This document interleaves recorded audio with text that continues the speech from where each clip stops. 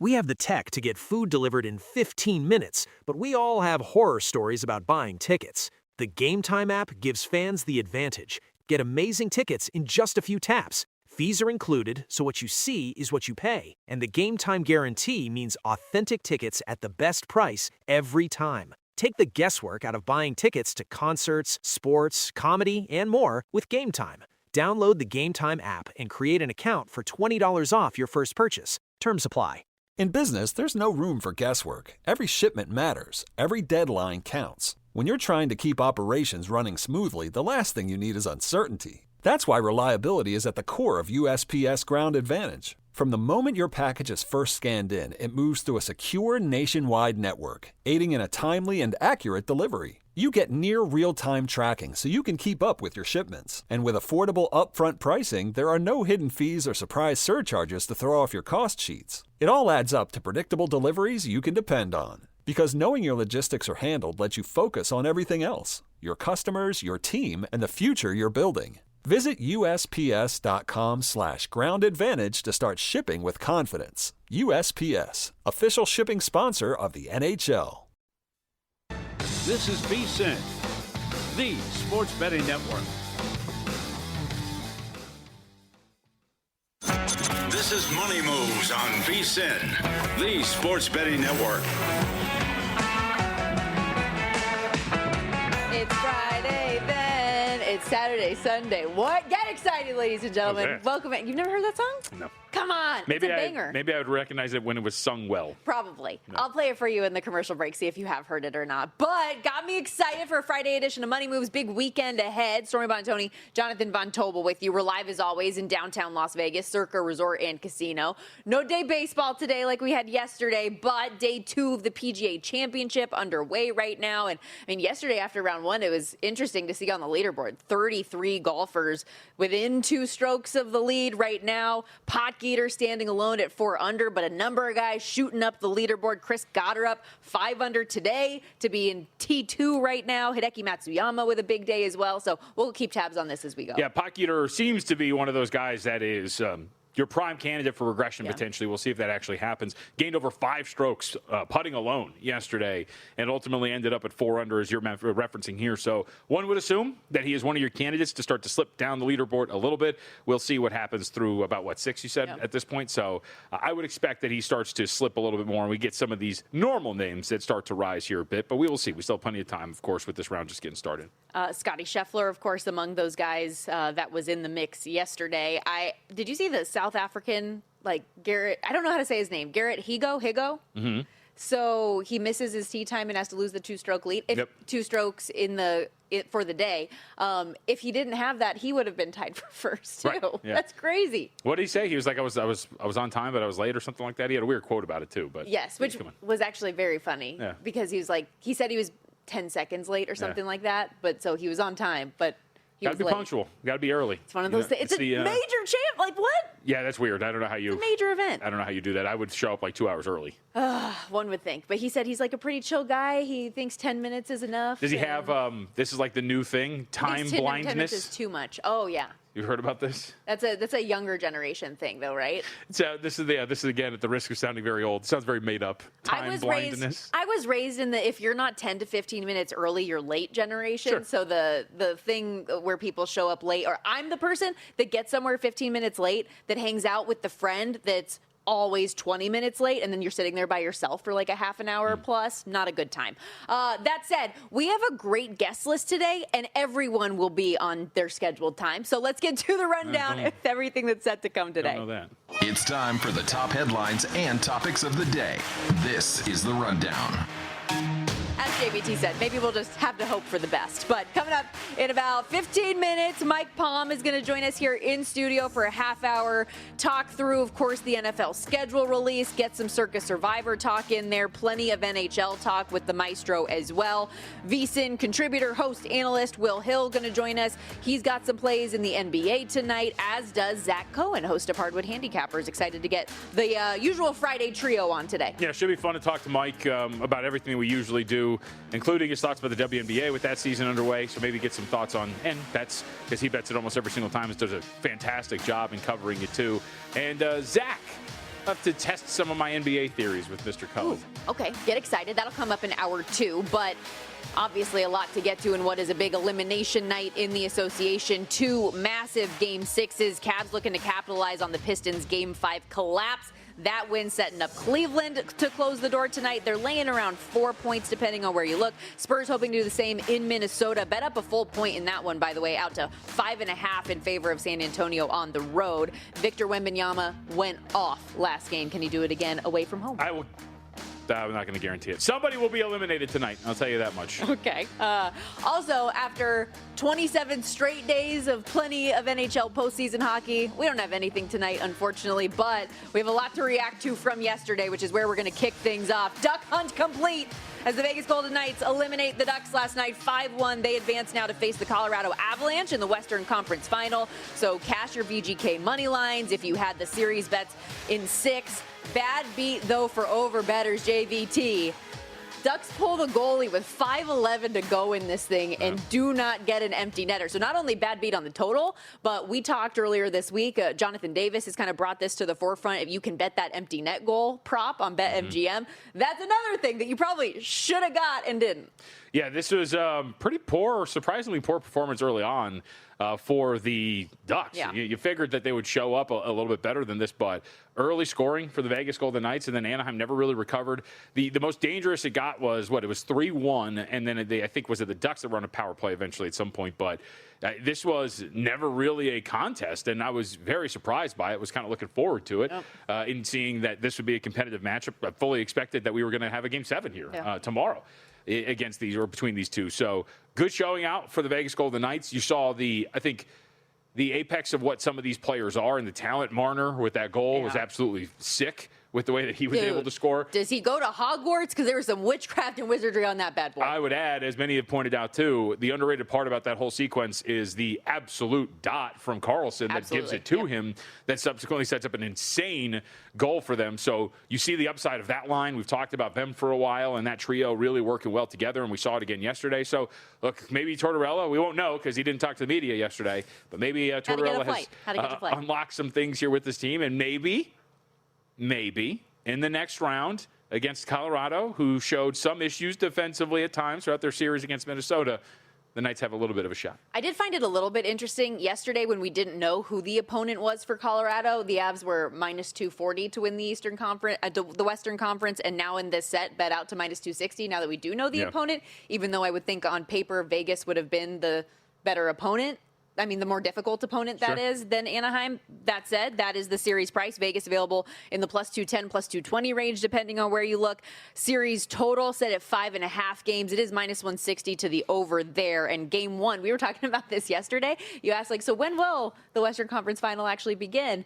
And I pulled up my document from ESPN, and it said next Wednesday, the 20th. And I was like, that seems a little bit far out. Probably, I wonder if they can change that. And then we get the schedule today, and it is next Wednesday. So we've got a while before that's going to get underway. Yeah, I mean, at least you get some rest, so it's not going to be too much of a disadvantage here if you're Vegas. But I don't think I'm too surprised. You know, we were with Adam Hill of the Las Vegas Review Journal yesterday, out and about, and he had asked me to guess what the series price was going to be. My guess was minus 280. So, right in that range of where we thought. They're going to be favored. The Avalanche are in every single game of the series. One would expect. I mean, look, they're near $2 favorites at home for Game 1. That would translate to slight favorites on the road as well against Vegas, too. So quite a different series in terms of your role, too, here as the Knights. I think they were widely considered to be the better team than Anaheim, and that ultimately proved out in the result. But now here you get a Colorado team that has looked largely unstoppable for the most part. And even then, when I talk about them looking somewhat vulnerable, as you had mentioned before, once you made the switch at goaltender, our boy Wedgwood faced 7 total shots at the end of that Minnesota series in those last 42 minutes. So this has been an elite team from tip to tail so far that we've seen in this postseason, Colorado. You mentioned that price in Game 1, minus 192 at home for the Avs. That's already been bet up. It was minus 180 earlier this morning. So we'll see where that thing ultimately ends up closing. I do want to go back to Mitch Marner, though, real quickly. Has a goal and an assist in the game. He leads all players in the NHL postseason in points right now with 18, which is 3 more than anybody else. And the 7 goals now, 3 of which have come in closeout games. And not to, dig the knife in and twist for Toronto Maple Leafs fans, but that's already more than the 2 he had in that situation in 9 seasons in Toronto. He has done such a good job of shifting the narrative this postseason about himself. If there is any part of you that thinks the Vegas Golden Knights can upset Colorado in this series, you should be betting Mitch Marner for Conn Smythe, no? Oh, I think I would completely agree. Outside of those, I mean, they're plus 11 when he's on the ice in this postseason so far. He's 12-1 right now for Conn Smythe compared to sub 6-1 for Vegas to win the Cup. Yeah, I mean, and we talked with who was our friend who eats the mustard yesterday? I'm sorry, then Anna Dua, and she brought up the point, and I wasn't really aware of this too much. Is goaltenders don't tend to get the credit they deserve when it comes to Conn Smythe. So I think a lot of people would maybe point to potentially looking at a Carter Hart, but I don't think so. I'm with you.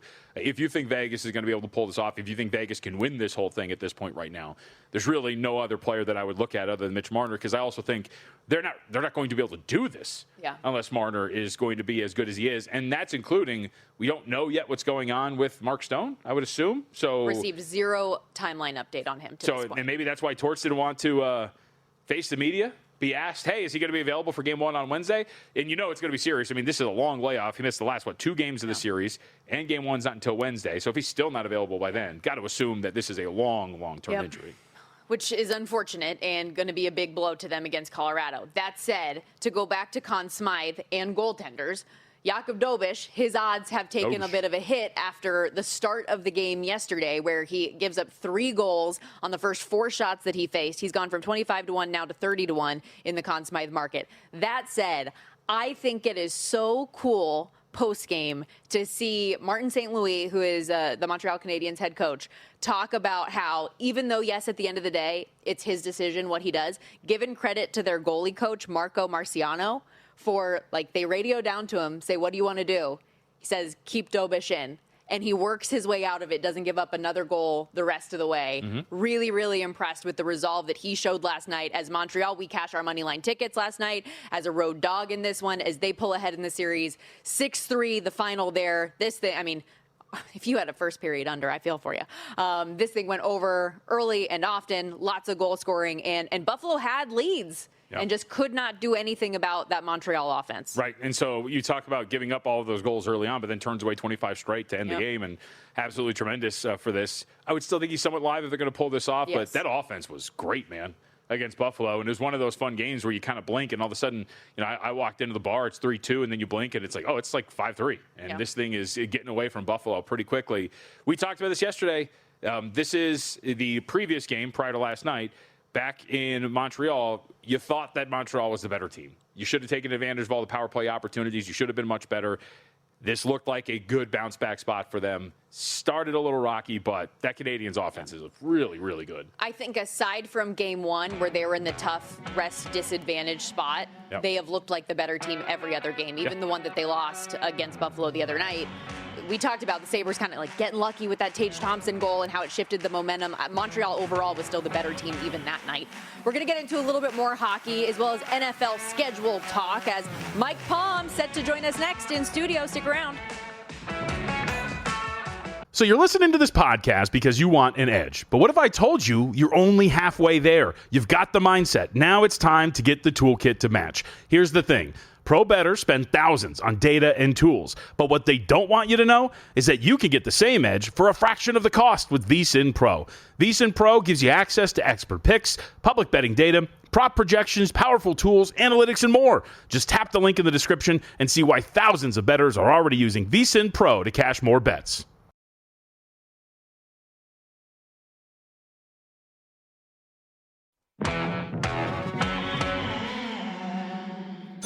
You're watching Money Moves here on VSiN, the Sports Betting Network. Lots to get into this Friday. A couple really intriguing results yesterday in the National Hockey League. We've got 2 big Game 6s coming up in the NBA, and of course the NFL schedule release yesterday. Stormy Buonantony, Jonathan Von Tobel with you. Going to get into it all with Mike Palm, who joins us in studio, VP of Operations here at Circa, where we're broadcasting, as well as the Golden Gate and the D. What is up, my friend? How are you today? How are you? Great. Nice to see both of you here on a Friday. It's happening more and more, believe it or not. It's the end of the road for you, huh? No more hockey? Unfortunately, yes. If we would have had a Game 7 tomorrow, I would have done it, but the Golden Knights just had to absolutely torch the Ducks yesterday. So I'm reading this right now. According to Elliot Friedman on Sports 590 The Fan, the Knights being mad over Braden McNabb's suspension is what led to them not talking to the media yesterday. So it had nothing to do with the flight. You see this yesterday, Tortorella, and yeah. So I don't know. I don't know why that means you don't talk to the media, but whatever. Golden Knights are doing a lot of interesting things. Right. I don't understand why that would then be the tact you take. But they're doing a lot of interesting things right now, as we were just talking about on the break, huh? Yeah, I don't get it. I mean, don't you want a team to pick up Cassidy's salary so you don't have to pay it next year? I get maybe they don't want him to go to a division foe, but are they hopeful that Toronto's going to hire him, right? I mean, is that what the holdout is, and they think he'll go to Toronto? Just get him in the Eastern Conference and out of the division, but... That logic is somewhat flawed, isn't it? You fired him because you didn't think he was good enough, but then you fear him enough that he's going to go to a division foe? No, I don't think they fired him because they didn't think he was good enough. He's just... You can only take him for a couple of years. I mean, that's his style. I think Babcock was the same way. He just grinds on you that after a few years... the veterans can't take it, and and it becomes counterproductive, and so now you move on, and you'll get 3 good years wherever you go. DeBoer, not that DeBoer is an overbearing type, but DeBoer's like that too. Yeah. Very good the first 3 years of taking over a new team. Well, it's good for turning teams around or getting them where they want to go. It's just after that, then what does that mean? But also in terms of the division, we were just talking as well. It appears that the Golden Knights did grant Cassidy permission to interview with the Kings, who are also in the division. So what does that say about how they view the competition in the division between the Kings and Oilers if they've been blocking Edmonton to this point? Well, I guess we can infer that they don't think the Kings are a threat. What DJ Smith do wrong? I mean, he got them into the playoffs, and they actually defended Colorado as well as anybody. They just had no counterattack in that series. How do you think Vegas will go up to Colorado? I think they have to be fully healthy to extend that series. And so maybe this, almost a week off. Boy, does this kill the momentum of the sport, doesn't it? Almost a week off before they're going to play on Wednesday in Denver. But, and McCarr's hurt too, right? So maybe it's good for both teams to get healthy here. But for the fans, it sucks that we have to wait a week to see the Western Conference final start. What do you think of the angle we were discussing, which is if you actually do think the Knights can pull this off, how are you not putting something on Marner to win Conn Smythe? It's 12-1. What are the Knights? I mean, like sub 6-1. Are they really? Yeah. That's too low. I would never bet the Knights. I guess I could be convinced, but then they could still get there, and you lose. I just think it makes no sense to bet Colorado if you don't already have them instead of just betting McKinnon for Conn Smythe. I mean, it's plus 110 and $2. I mean, that's the no-brainer to me. From the Eastern Conference side of this thing, speaking of elongated, extended time off, they could have hypothetically, if this Montreal series goes 7, 13 days before they get started. Yeah, 2 weeks off for Carolina can't be a good thing. I get the having 4 or 5 days off.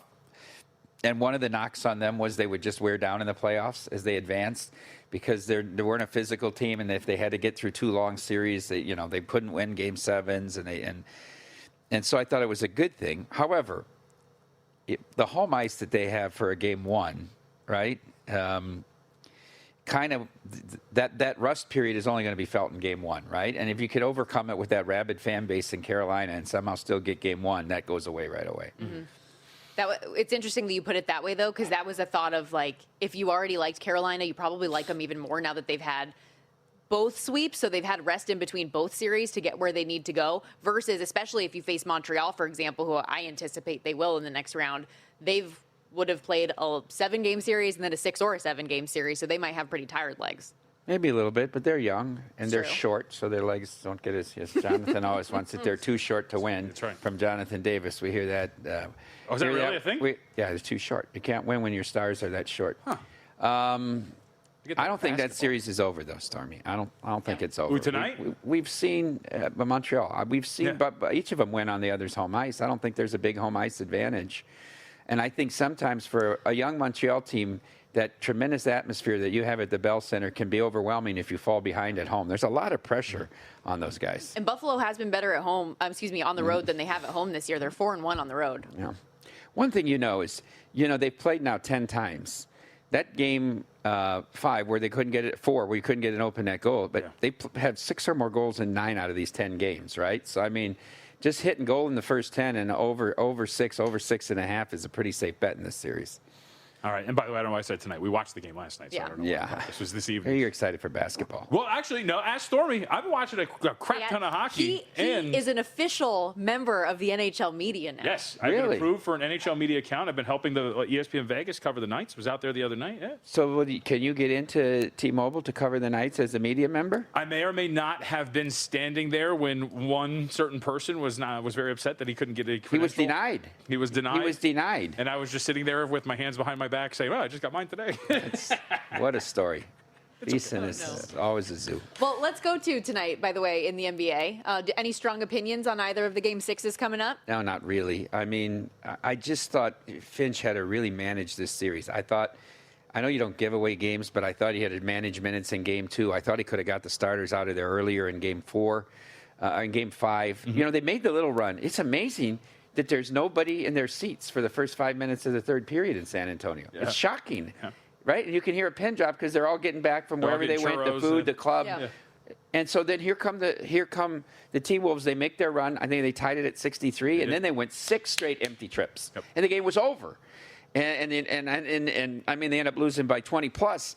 I thought he could have got the starters. I always thought the only way that they were going to win this, if they couldn't win 3 and 4 at home, was to be able to win 6 and then just hope that the young Spurs get tight in a Game 7 and don't play well. Yeah. That's really the hope of Minnesota, because San Antonio is better, especially if you're not going to get anything out of Randall. It's going to be really hard to beat this team. So you got to hope that you win on your home court and that San Antonio plays a bad Game 7. Yeah, that's my logic here. I like him at least plus 5.5 today. Mm-hmm. And one of the things, too, is although he has looked pretty good, Anthony Edwards, finally gets 2 days off. Mm-hmm. So, the knee gets a little bit more rest and a little bit more relaxation. Because these series, it's so interesting how they schedule it. Same thing with the NHL. But in the first round, it's every boom, boom, boom. Mm-hmm. Or you get some of this rest. And then the beginning of these series, it's like every other day we're ping-ponging back and forth. So we finally get a couple of days off for these guys. And I think it's going to make a huge difference for them. What about the Cavs? It seems like they've found their offense the last couple of games. James Harden has been trying to put that narrative to bed. Detroit gave away the game, so you can't do it. They've given away 2 of them. You can't do that, right? You can't do that. Just like Houston couldn't do it against the Lakers in Game 3. You can't lose those games that you have control of with 90 seconds to go. It's very hard to overcome, and I think that Detroit's up against it tonight on the road. Yeah, I think that's a big one for Cleveland. I think they're going to close them out today. Well, because you asked us last week, because they were down 2-0 when we saw you last. And you asked me, do you think they can still pull it off? And I was like, yeah, I think they can. One of the things, too, that is really interesting is I think Atkinson's changed things a little bit. They're doubling Cade more. They don't care about Asar Thompson. And I think from a team-building standpoint, it's fascinating because now you have to ask yourself, if you're Detroit, do we pay Asar Thompson? Do we pay Jalen Duren? Do we actually want these guys? Because they have been minuses for us in this postseason so far. Selfishly, just because I want your opinion on it, what did you think of the guy yesterday at the PGA Championship who missed his tee time? I thought you can't be serious on all his comments that he made. Yeah. He didn't know if he was late. He wouldn't have been late if he knew he was going to be. That's what made me think about it to ask you. It's idiotic. There has to be a cutoff. There's a fine line that's defined by 1 second, right? And that's how we define life. And if you're late, you're late. All his nonsense, mumbo jumbo word salad is more embarrassing. You're just late. You own it. There's no accountability for it afterwards. Just own it. Just own it. You were late. If I'd have known I was late, I wouldn't have been. What? His caddy was apparently yelling to him too. Get down here, come on. So what was did he oversleep? What was his explanation? No, I think he's just a pretty laid-back guy and was like, I don't need to be there for 10 minutes prior to my tee time. 5 should be enough, and then he wasn't even there 5. Laid-back is a quality that is just synonymous with lazy, I guess. What did you call it? It's going to cost you a major? Yeah. I mean, right? I mean, the 2 strokes? I mean, he would have been tied for the lead. I know. It's What did you call it, though? Time what? Time blindness. Time blindness. I think that's pretty clever. That's a good one. I hadn't heard that before. If you're taking a test, if you're taking your final that you need to pass your class, everybody's going to be there early because their great fear is they'll be a minute late and they won't be able to take the test and you fail the course. Yep. Or at the end, if you're having a time test, everybody's got to put their pencils up, or I guess it's on the internet now, your screen closes, right? It's done when it's done. That's your window is over. On that note, the window for the NFL is just open all year long, apparently, and the schedules officially came out yesterday in their entirety, although they had been leaking throughout the course of the week. We knew a lot of the major games. When we come back, would love to get especially the behind-the-book element of this. Have any additional bets been made since the schedule came out? And your general thoughts as it pertains to Circa Survivor. I know you can't tell us much, but it appears there could be a potential change or no change on the books this year. We'll be right back. You're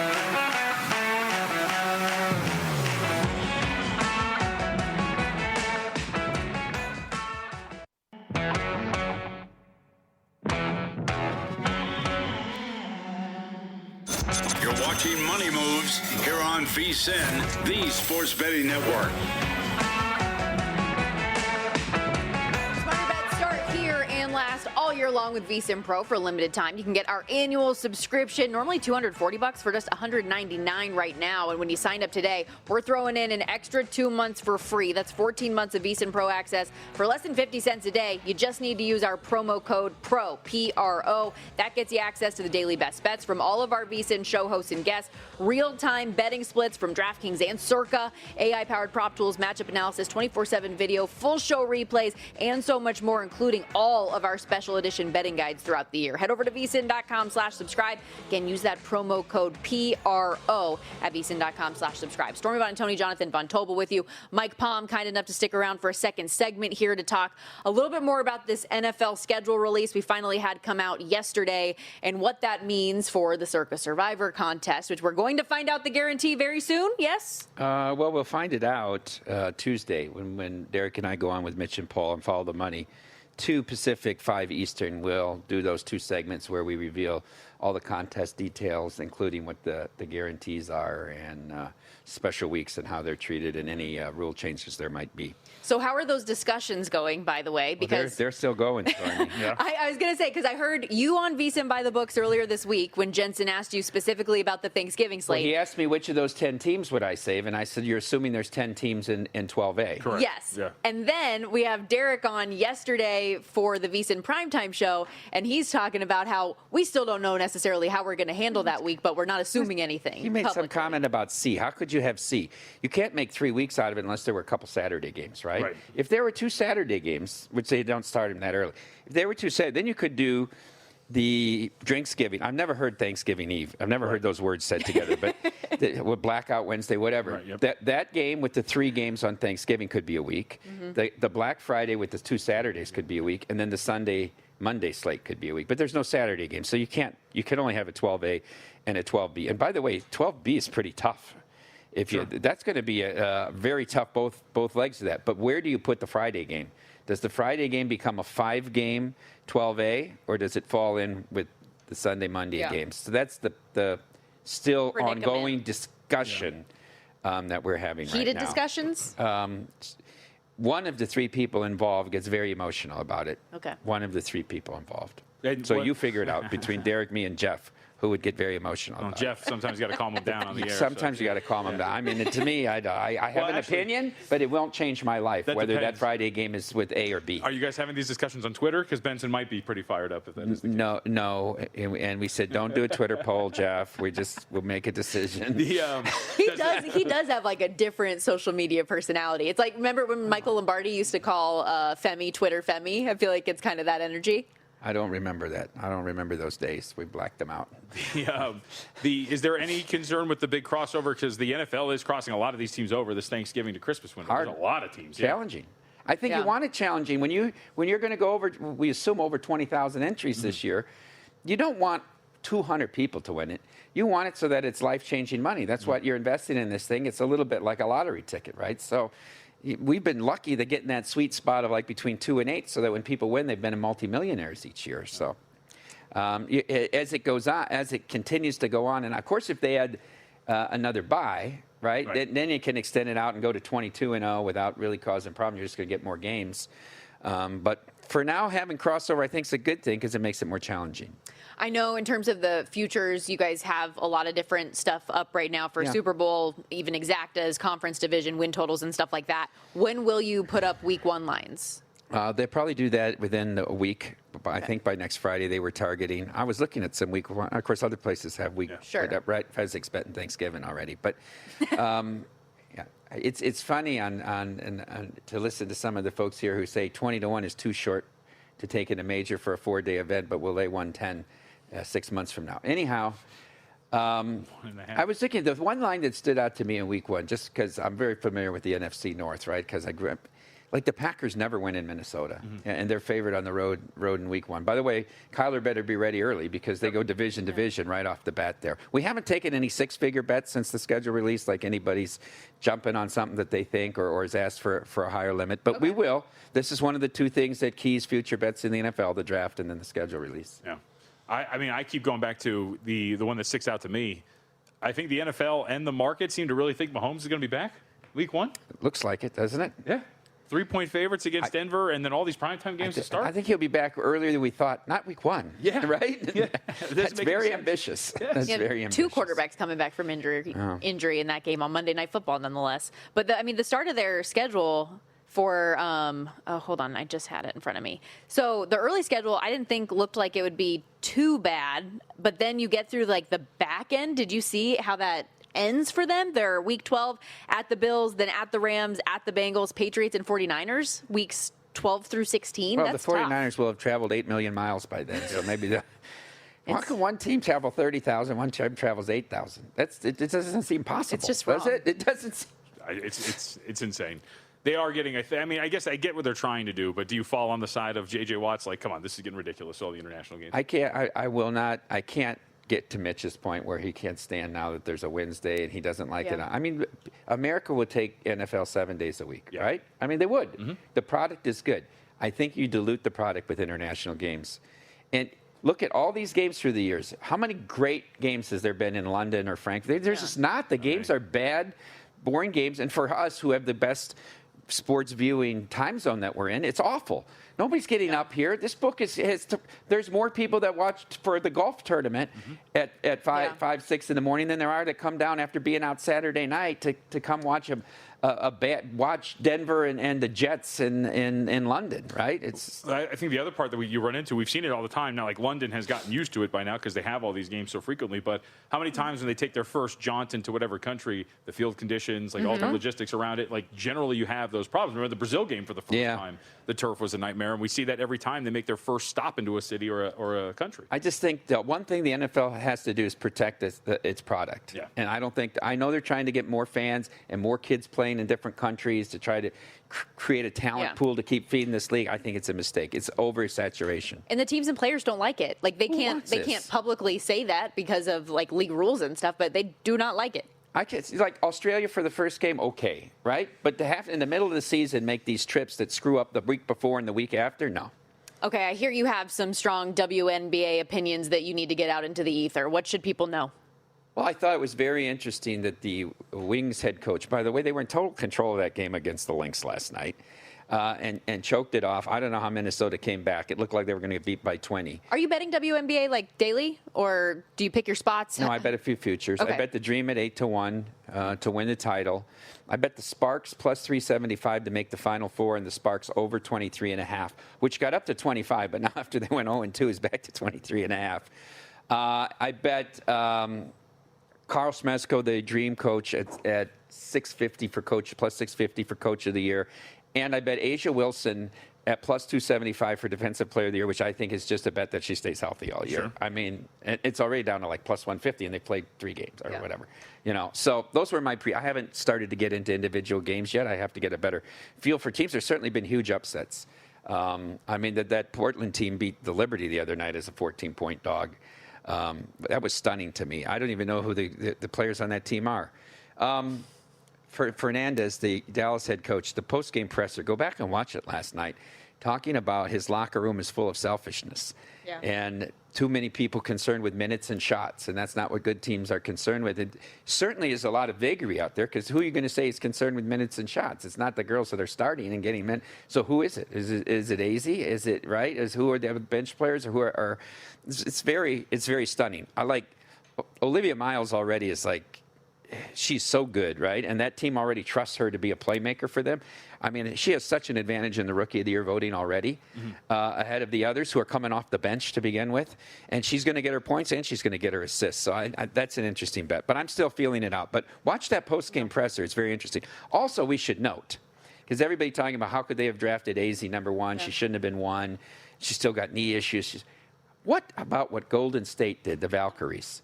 They had the 8th pick in the draft, and they got Flage, probably the second biggest name there was, right, behind AZ in this draft. The fan base who sold out every game last year was so excited. And then an hour later, when you get to 16, Seattle picks Marta Suarez, and they trade the pick almost straight up. They get a second-round pick next year. Flage's averaging 14 and 4 so far for Seattle. And, oh, by the way, the Valkyries cut Suarez 4 games into camp. Mm-hmm. Someday they must do a 30 for 30. But this is a bigger story than AZ Fudd going number 1, is what the Valkyries did to get Marta Suarez and give away Flage. I think that's why they balk at the coverage sometimes, right? Like, this is something that you would have to dig to the bottom of this. Christine Brennan, I interviewed her on the Palm Saturday show. She was terrific. But she said... You never sent me the link. You got to send me the link. We're finally getting to the point where women's sports might be considered next to men's sports, but they want no scrutiny and they want to answer no questions, and they're killing themselves. It's not how it works, right? Not how it works. Yep. You know, you cover. Yep. Those 15-year-old kids playing flag football, they better be prepared to answer the questions in Orlando as well, Stormy. The hard-hitting questions. Mike Palm, everybody. We'll have you back same time next week. Stick around, though. When we come back, Will Hill's going to join the program. He's got a couple plays in the NBA and maybe a little Major League Baseball to sprinkle in as well.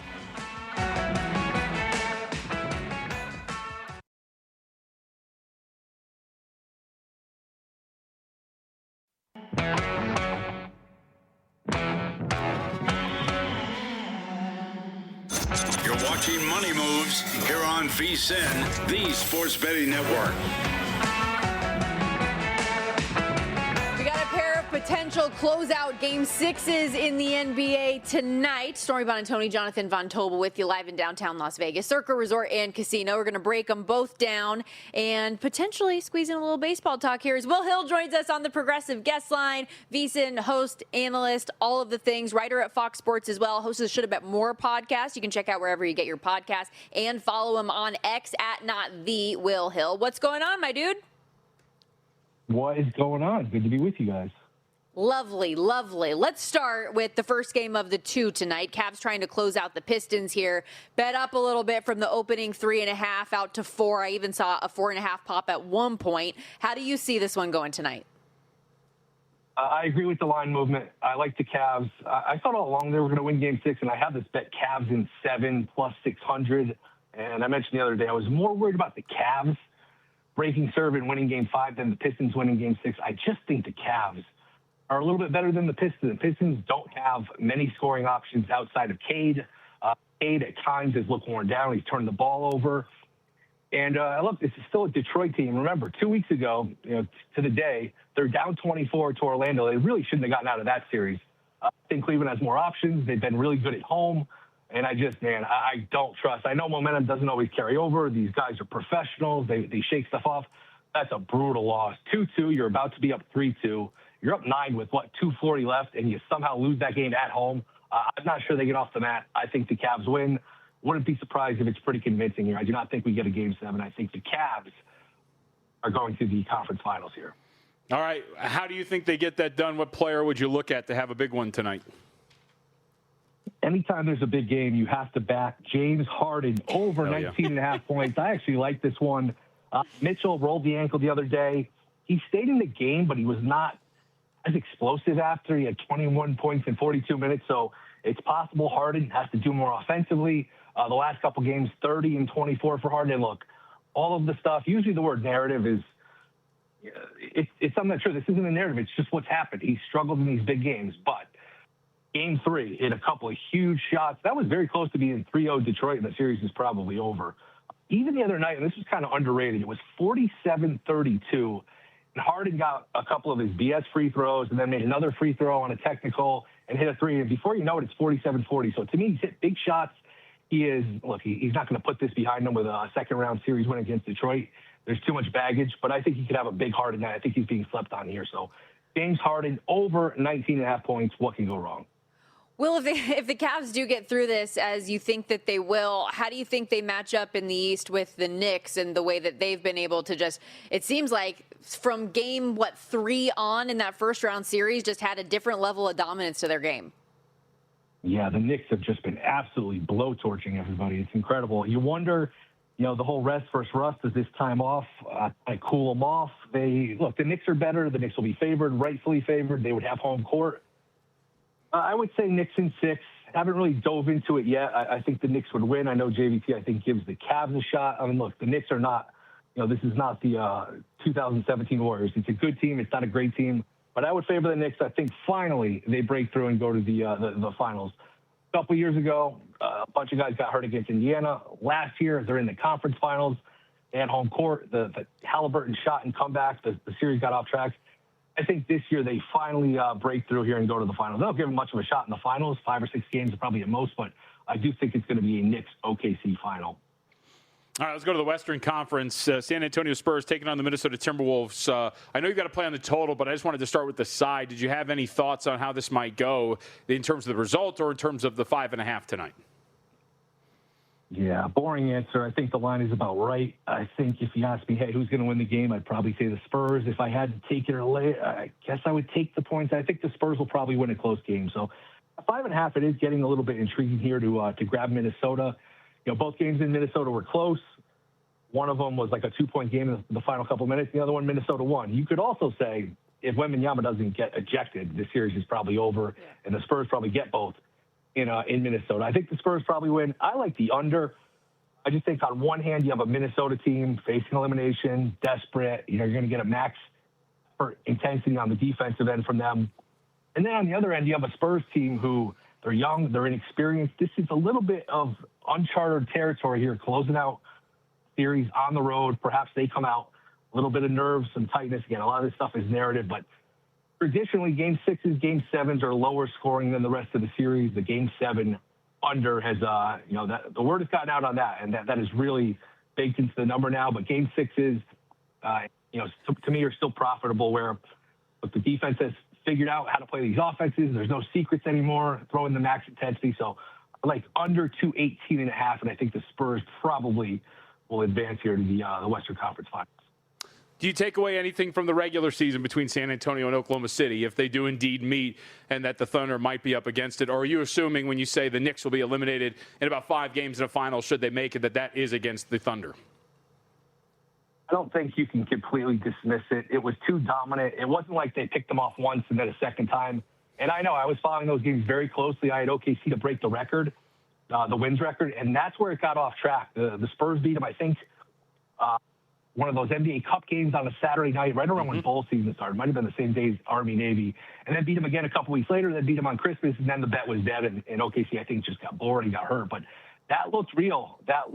Now, you could make the case it meant more to the Spurs because OKC is coming off the title. They don't really care about, it's almost a one-way rivalry at that point. But I don't think you can completely dismiss it. It's still not enough for me to pick the Spurs, but I'm curious what you guys think. But I can't just look the other way and say, hey, it doesn't matter. Looking ahead, Will Hill joins us here on the Progressive Guest Line. VSiN host Should Have Bet More podcast as well. You can download and subscribe wherever you get your podcasts.